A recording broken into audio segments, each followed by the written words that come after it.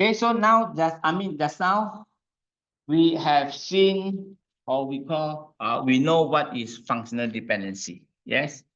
So functional dependency basically it describes the relationship between two sets of attribute. Set here means it can be a single attribute, it can be multiple attribute. Yeah, where these two sets have the left-hand side and the right-hand side of the data. So the left-hand side of the arrow is the determinant, and then the right-hand side of the arrow is the value being determined. Value being determined meaning that if I know the value of your determinant, which is on the left-hand side, I will definitely know the value on the right-hand side.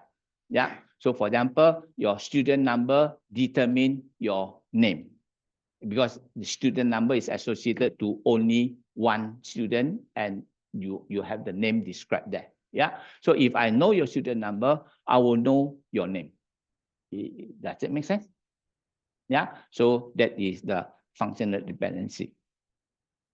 Right. So now we want to, in this particular topic now, what I want, or what we want to see is what is functional dependency. We know, yeah, and how to derive this functional dependency. So in a table, I have 5 different attributes. Now, how do I know which attribute determine which one? You get what I mean? Yeah. So if I know my first name, can my first name identify me? Answer is no. Yeah. Maybe Xionggo. There can be more than one person have a name Xionggo, for example, right? Okay, now? So therefore, I cannot have a one-to-one relationship. So therefore, Xionggo cannot determine the date of birth or something like that. So therefore, we say that the functional dependency cannot be established or not valid. So we need to be able to identify, if given a relational table with a set of attributes, which of these attributes, or how do I establish functional dependency of all these attributes in the table? Yeah. So until we can identify the functional dependency of all the attributes in the table, then I can do a normalization. Yeah. So as I mentioned just now, in normalization process of database design, the most difficult task that we have to do or involved in the process is to identify or establish functional dependency. Once I can establish or find the functional dependency, then the rest of the process is very straightforward. Yeah, it's quite easy. Right, so we will see what is the functional dependency versus classes of object. So now, if let's say I am given the class of object, right? So this is the class, and this class based on object-oriented, I have these 5 attributes. Yeah. So if I design this class based on the object concept, you know that there will be definitely a what? An ID. Yes. Remember when object-oriented concept on Tuesday, when we discussed the revision, we say that if I'm given data, so now from this data, you say that based on object, every object has a characteristic, has a method, and then it must have a unique ID. So every class of object must have a unique ID. So must have a primary key, or we call a unique key. So once I know the unique key, so that unique key will be my so-called determinant. Yeah. So it be determinant on the left-hand side of the arrow. But can this determinant determine the rest of the attribute? Yeah. So in most of the cases, 80% of the time, or 85, close to 90% of the time, maybe, answer is yes. Yeah, because otherwise it cannot be a minimal super key. It cannot be a primary key. A primary key must be uniquely identified particular object. Yeah. However, there are in Tuesday, we say that there will be a situation where your primary key cannot determine the attribute correctly. Under what situation? when you have multi-value. Yeah. Yeah. A student can have more than one telephone.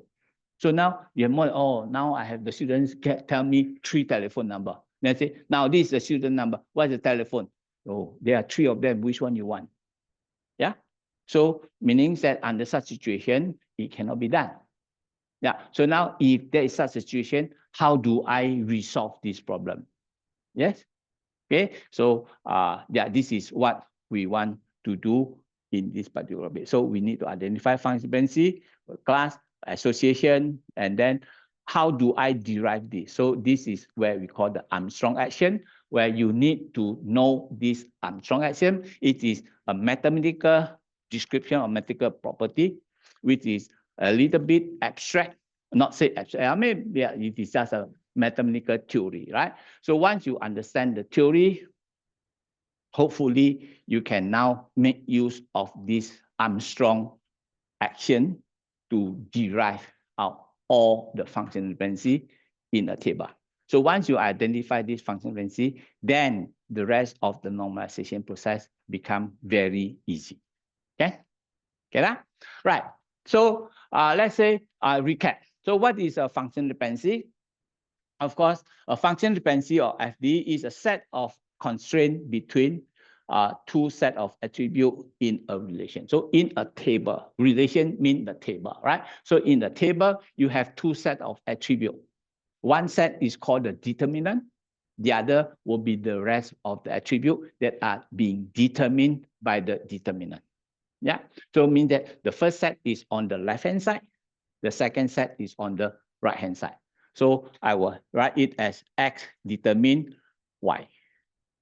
So X determine Y. So X here, it can be a subset of this A to N. So it can be A1, A2, A up to whatever. Yeah. So a set in set theory, it can mean 1 attribute, 2 attribute, 3 attribute. It's just called a set. Yeah. So a set can be 1 value or a composite value. It's called the set. Then this particular set combined together will be able to have a 1-to-1 relationship to the remaining set in this table. So that the remaining set is in R, which is in Y. So your Y here can be 1 to whatever it is. Okay. So this is a functional dependency. Yeah. Now, so in this particular table, yeah, which are the function dependency that you can establish?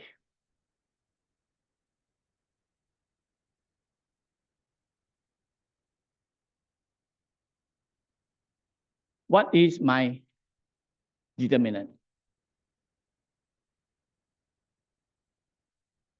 Student ID?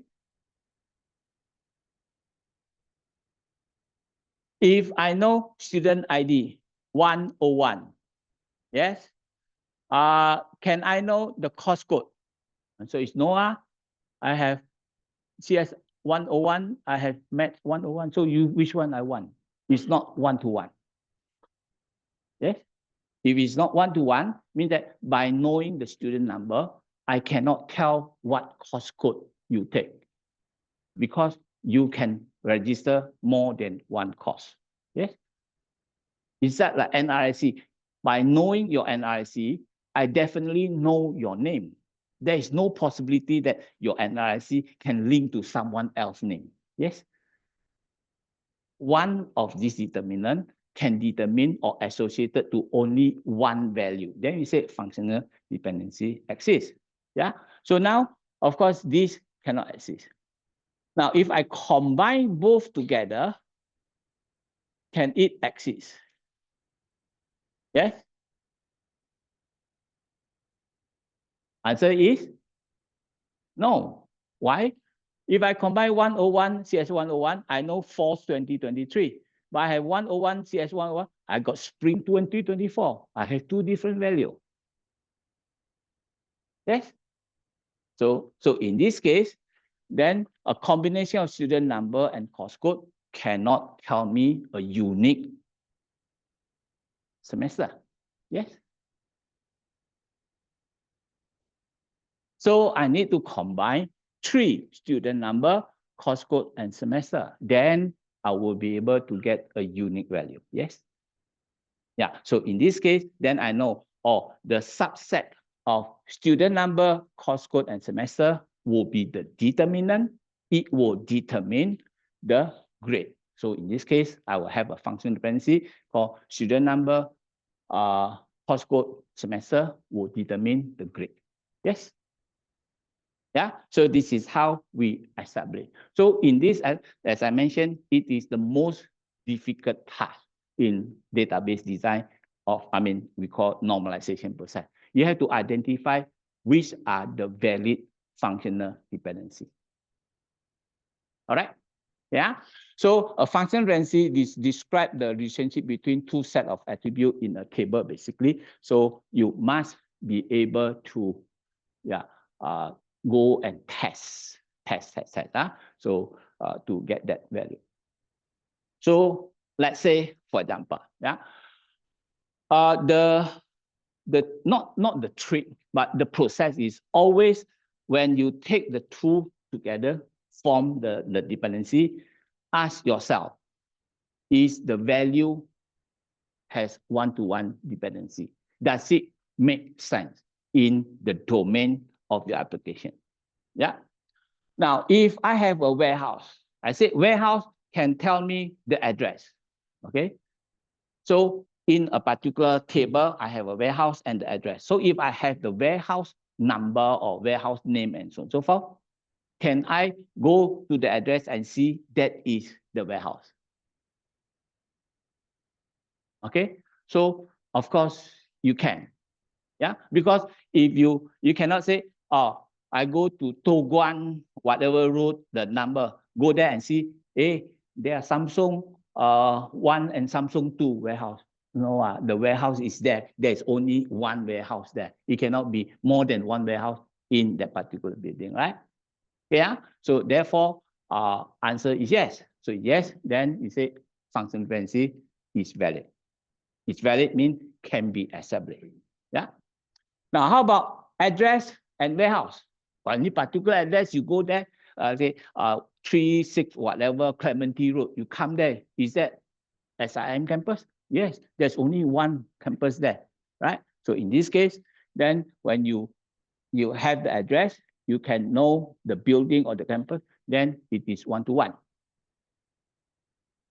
Okay, yeah, right. How about at a warehouse? The part of the same sort have only one total quantity. Is that okay? If let's say warehouse, I call Samsung Toguan. Toguan have Samsung warehouse. Yeah, whatever the warehouse address there. And then they have so many parts. So one of the parts is called refrigerator, for example, right? So now you go to Samsung warehouse, the refrigerator. So inside there have 50. So is the quantity correct? That should be correct. You cannot go there and then, oh, this warehouse have 50 and then sometimes 60. Why 60? There's in that how you count. There's only 50 of them. It cannot be 60. Yeah. So there can be only one quantity. So in this case, yeah, this functional dependency established. Okay. A car has one owner. Well, in Singapore context, it is correct. Yeah, because you register car to only one person can register. How about we say a house has one owner? Not necessary, because a house you have a co-owner, right? A spouse, husband and wife, child and mother, whatever. You can have 2-person name. So in this case, that is not correct. But if a car in Singapore context, it is correct. So in this case, then in this particular domain application, this particular functional dependency is valid. Any question? Yeah. Now, how about this? A student has one first name and one last name and one date of birth. Of course, this is correct. Yeah. You don't tell me that your student number, Then today I ask you this, oh, my name is Siongo Japit. Tomorrow I ask you, oh, my name is Siongo something else. You cannot mean your name is only the same name. The date of birth refer to only the person who has the student number. Yeah. An employee belongs to one department. Yes. Is this correct?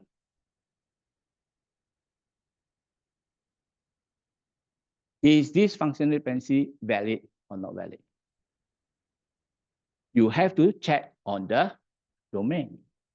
Domain meaning that in this particular specific application, does the data agree? Means that the rule, yeah, the semantic, the meaning, the rule, does it apply, right? So this particular statement in SIM context, it is not valid.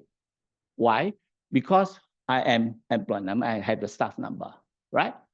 But I teach two different programs. I teach UOW, I teach UOL, right? So means that now if I still, what department? Oh, depend. If today I teach UOW, belongs to, yeah, the department is UOW. But when I teach the UOL, then the department is UOL. So in this case, it's one to many, not one to one.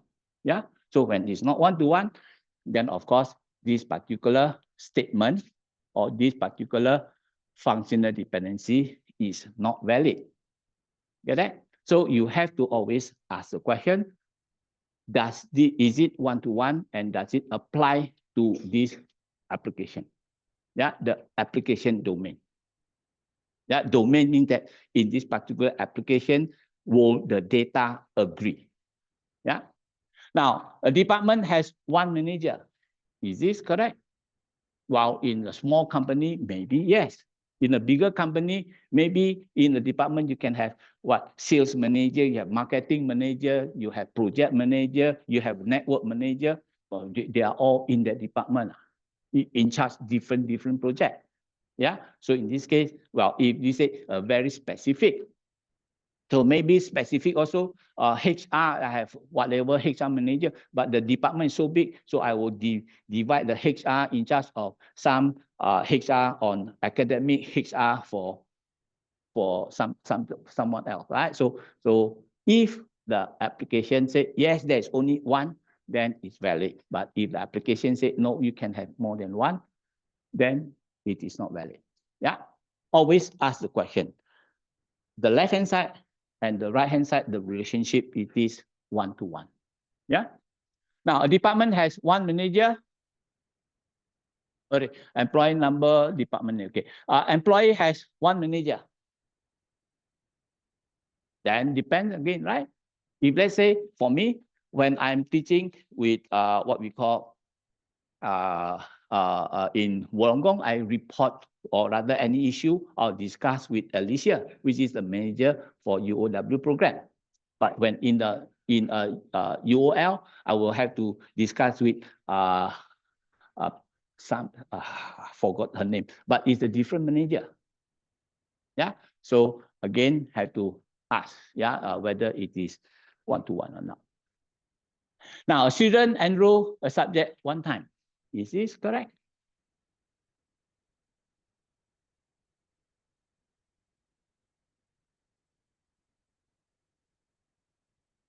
Is this functional dependency valid?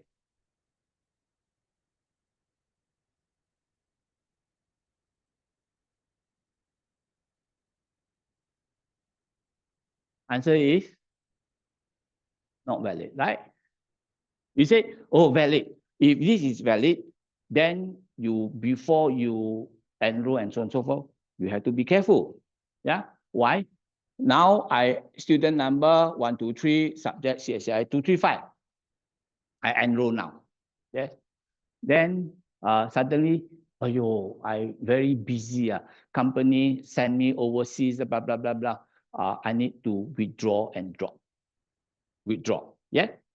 Then next semester you come in, the system say, no, you enroll before, you already enrolled to this already.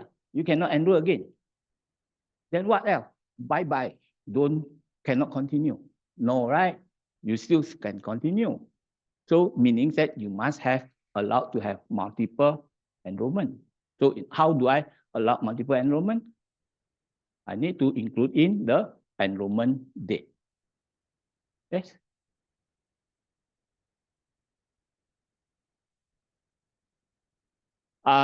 No, because I Xionggo that 1, 2, 3 enroll maybe 1st of September, but I enroll to 235 and 203. I enroll 2 subjects. So you must ask, well, yeah, whether I mean, after you say, oh, student number, subject code, enrollment date, and then you have the status, whether it's completed, withdrawn, or whatever, then that is okay. Yeah, something like that. Now, employee is located in one building in one office. Most of the cases, yes. Yeah.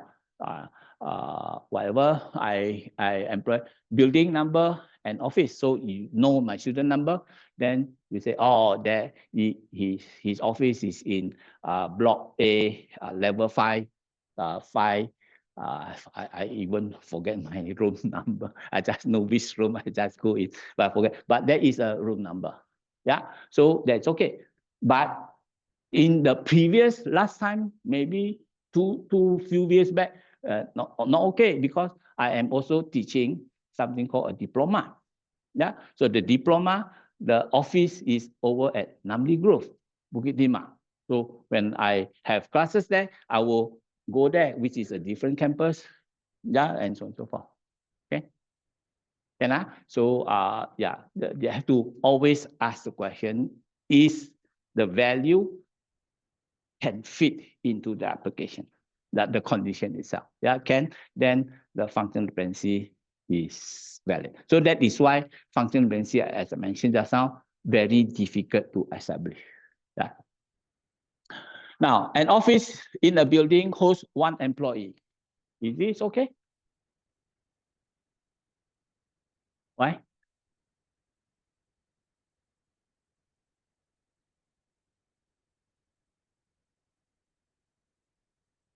But this office is Trump, very rich.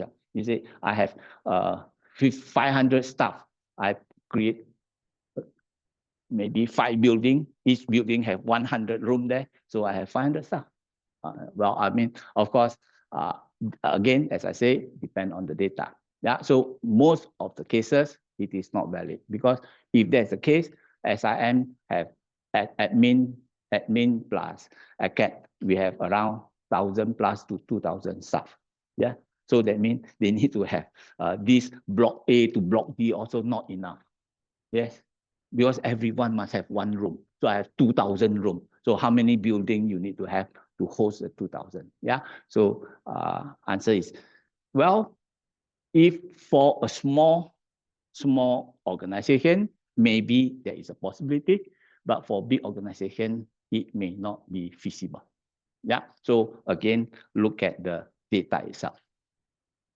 Now, an office building has a campus host 1 employee, so this is the same. Yeah, almost the same. Now, how about department has 1 manager? Well, just now we say, depend. You can have sales manager. You can depend on what type of manager. Maybe I can have 2 different sales manager. I can have 3 different project manager, because that department have 3 different projects. Each project has 1 manager, right? So 3 different. So department is located in 1 building. Well, is this department located in 1 building be correct? Not necessary. Yeah, not necessary, because I don't know if you, I mean, well, the building here maybe refer to the address or whatever. Yeah. So let's say some of you, if you walk around, when you have class, you walk around, and notice that in SIM, there's something called there's a department, not say department, organization that rent the space. Yeah, called the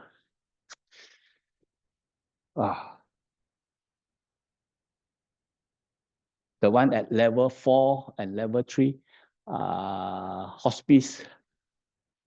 St. Luke, yes. Yeah, St. Luke, right? So St. Luke have how many offices there? 2. 1 at level 4, 1 at level 3. Yeah. Yeah, so it has yeah, two different locations. Well, now basically how to discover the function dependency in the relational table. Okay, so you first of all you must understand the domain. Domain meaning that you must understand the semantic, the meaning of every attribute. If you do not understand the meaning of attribute, you do not know how these attributes are related to one another, you cannot establish the function dependency.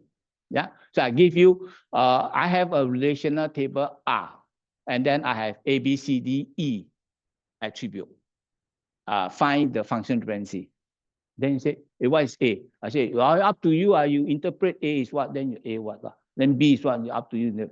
Can you find the correct dependency? Answer is no, because there's no meaning to A, B, C, and D. I do not know what they mean. Yeah, so you must have the semantic for them.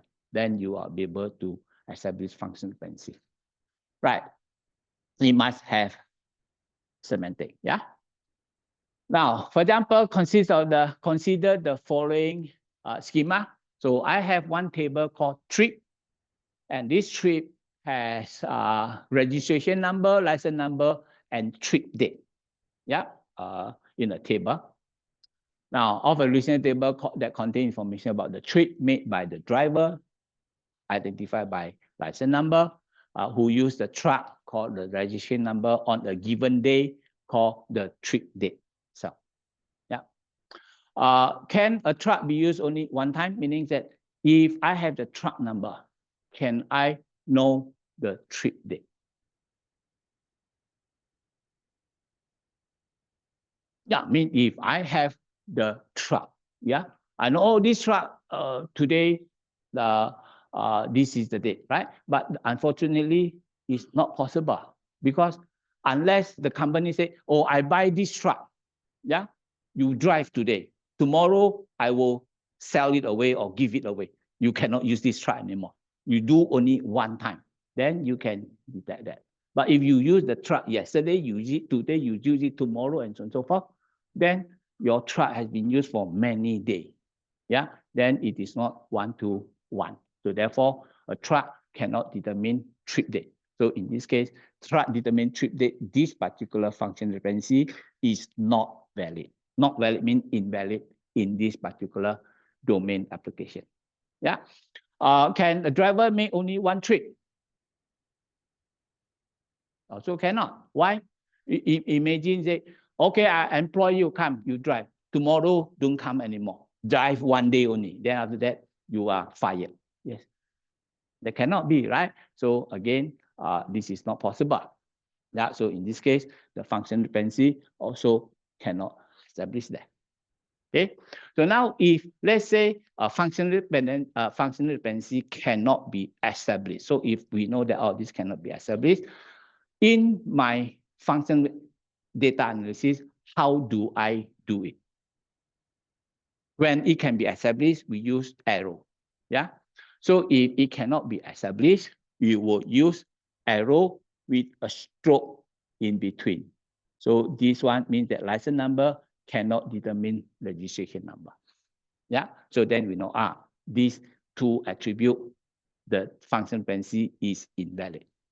Cannot establish function dependency between these two attributes. Yeah, same registration number, license number, and so on and so forth. So you will, those that can be established, you use the arrow.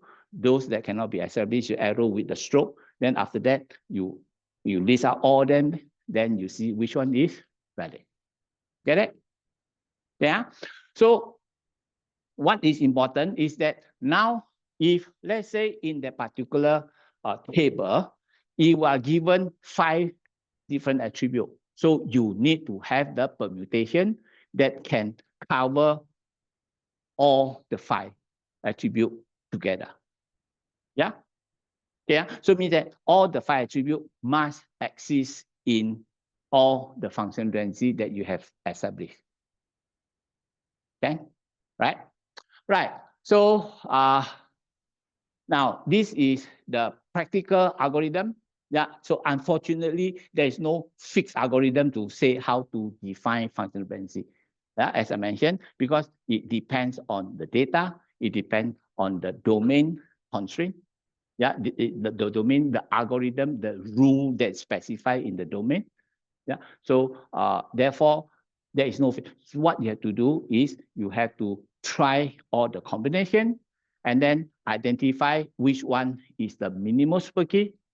Every minimal super key or every determinant must be able to determine the rest of the attribute. Yes. Yeah. So first of all, you have to say, I have 5 attributes. Now you list out. If this attribute, all the value, are they unique? If all unique, then this attribute can be a key because it does not appear multiple times.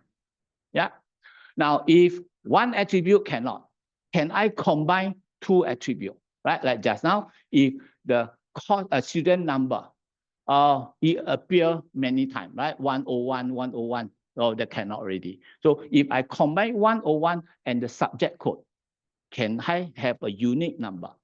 If they also duplicate, then cannot. I need to add in the third attribute called the date itself. So now this student number, cost, and the date is unique. It does not appear in other row already. Then we say that I have a unique composite value of the key. Yeah. And then that will be my determinant. They can use that to determine the rest of the value. Get it? Yeah. So you will first list out single column, check that each of the value are unique, in that there's no duplicate, no repeat value. Yeah.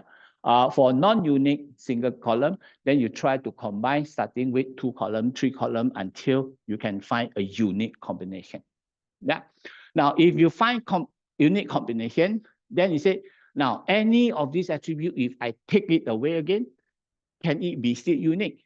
If yes, then you can still take it away, something like that. Yeah, because sometimes you say A, B, C, then you say unique. But if A and C also unique, yeah, then I say, but if A and C, but because you put A, B first, then you put C, ma, right? So in this case, yeah, you have to basically, yeah, try all these combinations, slowly remove this, add in, and so on, until you can finally say, yes, these are the combinations that can identify some or the rest of the attribute. Then we have the minimal super key, or we call the key to establish the functional dependency. Okay? Any question? Yeah? Right. Now, Tuesday, we also say that in year 1, we do data modeling, right? So data modeling, basically you model your data according to object-oriented concept. Yeah. So object-oriented concept, we say that object has 3 properties. Yeah. Every object has a set of attributes. Okay. And then every object will have a set of method. And then the last one is every object is unique. It will have one unique key. Definitely. Yeah. So therefore, in my design, I may design that this is my student. So this STD number, ID1, ID name, date of birth, and so on. So what is ID1, ID2?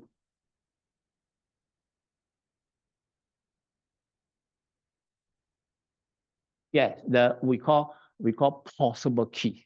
Yes. Yeah. Tuesday we did the revision. We go through the ID1, ID2, ID3. So as long as the attribute form a unique combination, then it can be a key. So now in this particular table, I have 2 possible key. One is student number. One is a combination of first name, plus date of birth. Yeah. So that is the key. So the other 2 non-key mean that they are attribute that the key can determine. Yeah.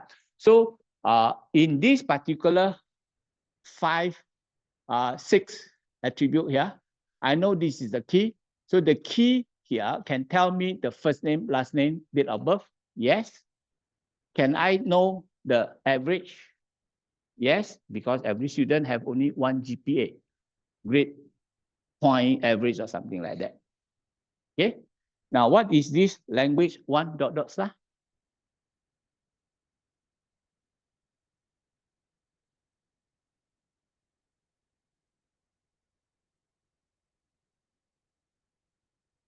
Yeah, meaning that that particular attribute possibly can have one value or more than one value. Yeah. So a student, what language the student? Oh, I can speak only English. No, only one language. But oh, I can speak English. I can speak Mandarin. I can speak Bahasa. Well, then you have three different languages. So it means that the value associated to the attribute can be more than one. Yeah. So when it is more than one, can my primary key determine that attribute?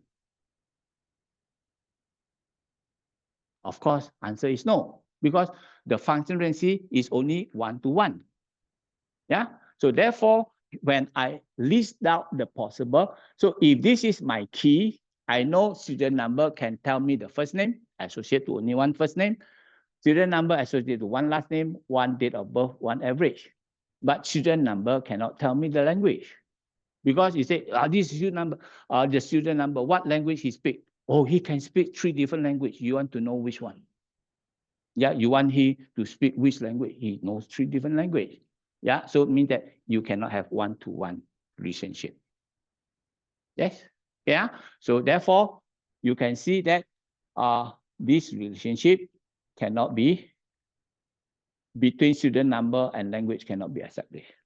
Now, if I choose this ID2, the same thing, ID2, I can know the staff number, I can know the average. I cannot know the language as well because it is not one-to-one.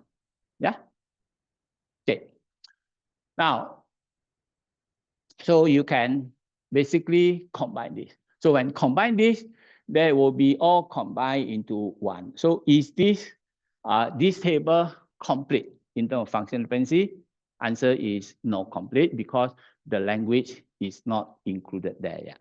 Yeah. So in data, normalization, we cannot proceed. We cannot move on. We need to complete. Yeah, that one is later on. Yeah, not. This is now we identify possible function dependency. So I have only one possible function dependency here. Yeah. Now, how about this is the same? How about this one?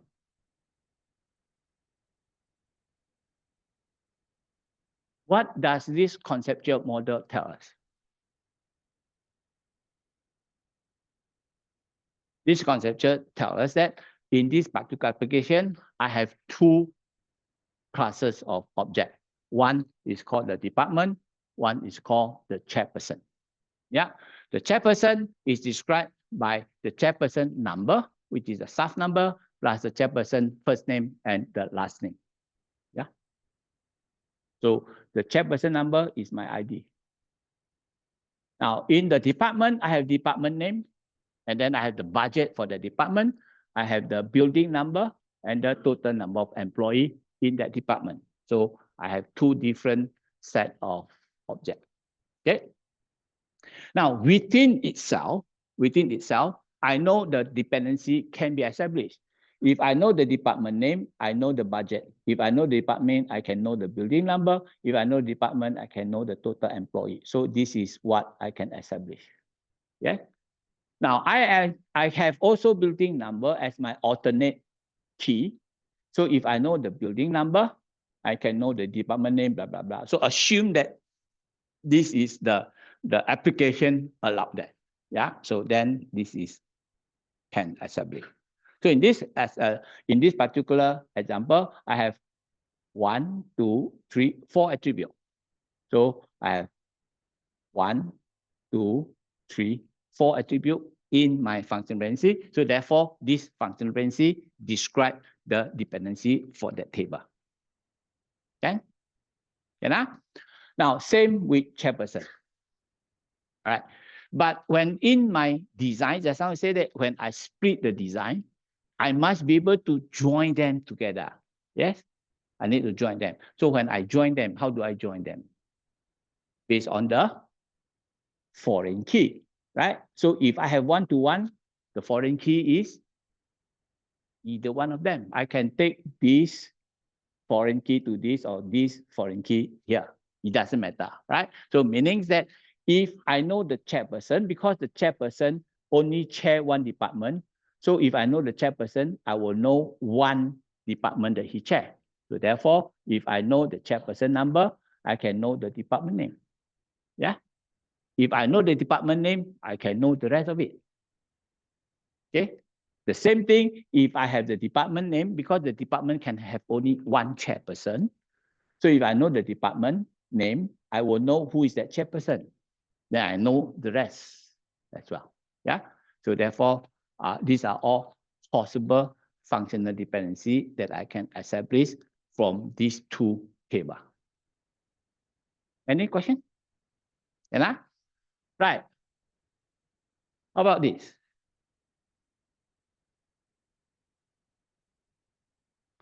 Within the class, I have no problem. Within this class, no problem, right? But one too many. Yeah. If I know the project, can I know which is the employee? No, because it is many. Yes. Yeah. But if I know the employee, can I know which project the employee is working at? Answer is yes. Why? Because I have only one project. So therefore, if I know the employee number, I can know the title, I know the project, I can know the deadline. Yes. So I can establish the relationship, the functional dependency. Get it? Yeah. So this is how we will establish functional dependency. Any question? So important thing is that when I establish, always ask the question back, is this relationship, the left-hand side determine one on the right-hand side? If yes, then dependency can be established. Yeah, right. How about this one?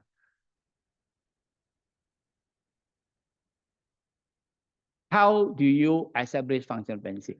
Now, the individual class, not a problem, right? Student number, student first name, last name, code, title, credit, you can do. Yes. How about this class? How do I do that? What is that class? I don't know. Was it Thursday or Tuesday we discussed it? Association class. Yes. Whenever you see that the relationship is many to many, you definitely need an association class. Yes. No other choice. So what is an association class? Association class is a class where capture call something called link attribute, right?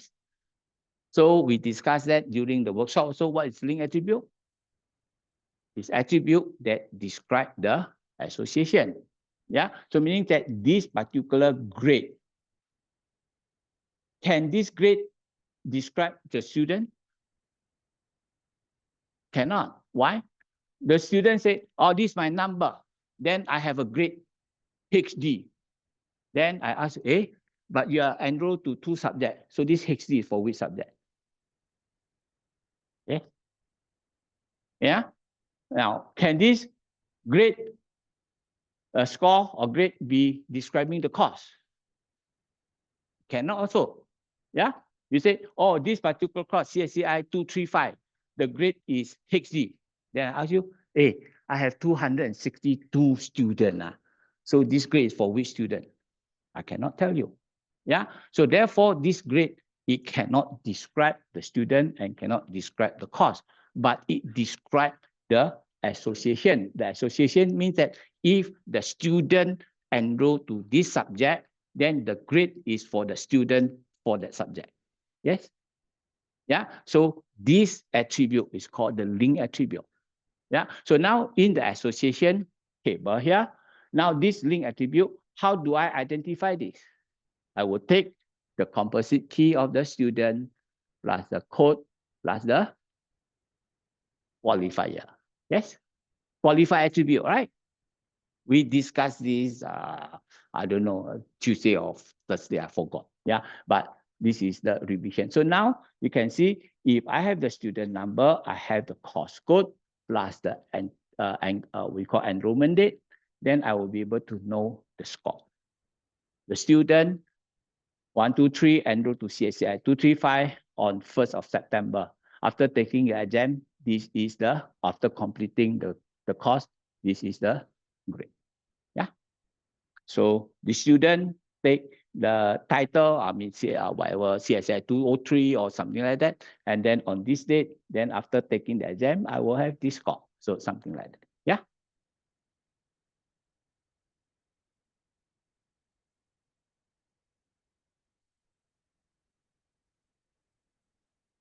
I mean, if the student do not enroll, then it will not be inside the link.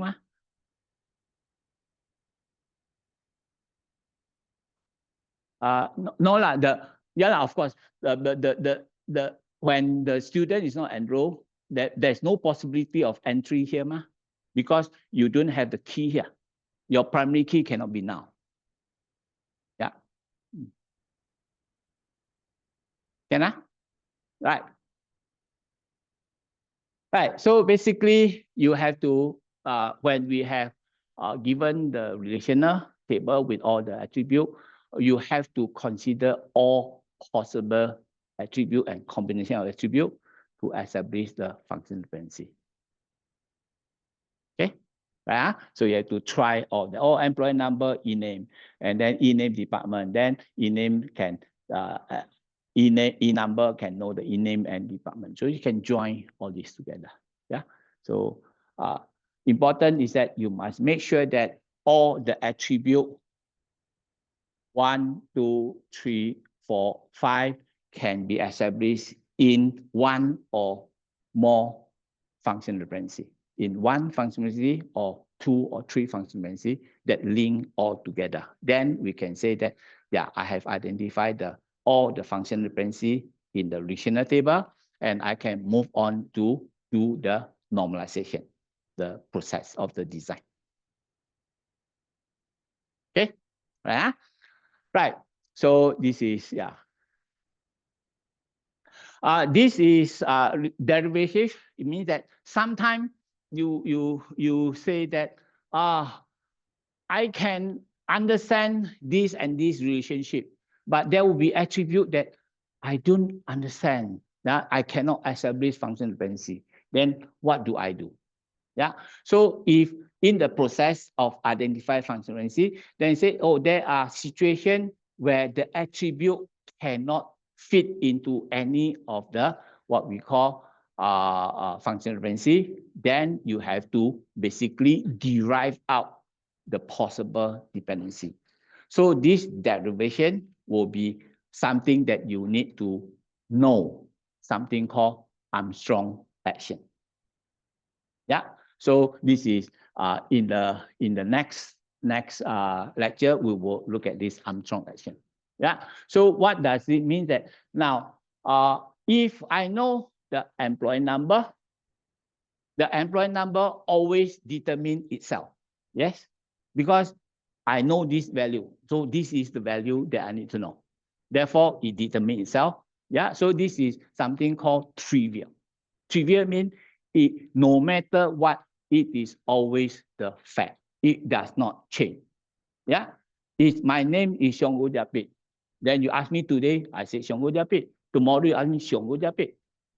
It is the fact. It does not change. It does not mean that, oh, if you ask me, I say Xionggu Japit. Someone ask me, I say a different name. No, it will not change. I will have that name describe me. That's all. Yeah. So that is called trivial. Now, trivial functional dependency, so this no matter what, it is always correct. Okay. Now, if this is 1, 2, 3, yeah, and my number is 1, 2, 3, yeah. So you say this 1, 2, 3, and then your girlfriend name is maybe what we call Jane. What is your student number? Still 1, 2, 3, yeah. Then I say, hey, but tomorrow your girlfriend is Patricia. We still 1, 2, 3. It doesn't matter what is my girlfriend name. My student number is always 1, 2, 3. Yeah. So in this case, then we say that this 1, 2, 3 determine 1, 2, 3 is a trivial function. No matter what, it always there. It won't change. Yeah. So based on this functional dependency, it always true. Then we will be able to derive out all the possible combination. Yeah. So in order to derive this is just only one example for trivial functional dependency. There will be some other, like for example, reflexivity, augmentation, transitivity, and so on and so forth. So you have to know all this to establish all the other remaining functional dependency. Okay? Can I? Right. So yeah, thank you very much. And we will stop here today. In the next lecture, we will continue this finish. Then we do the normalization.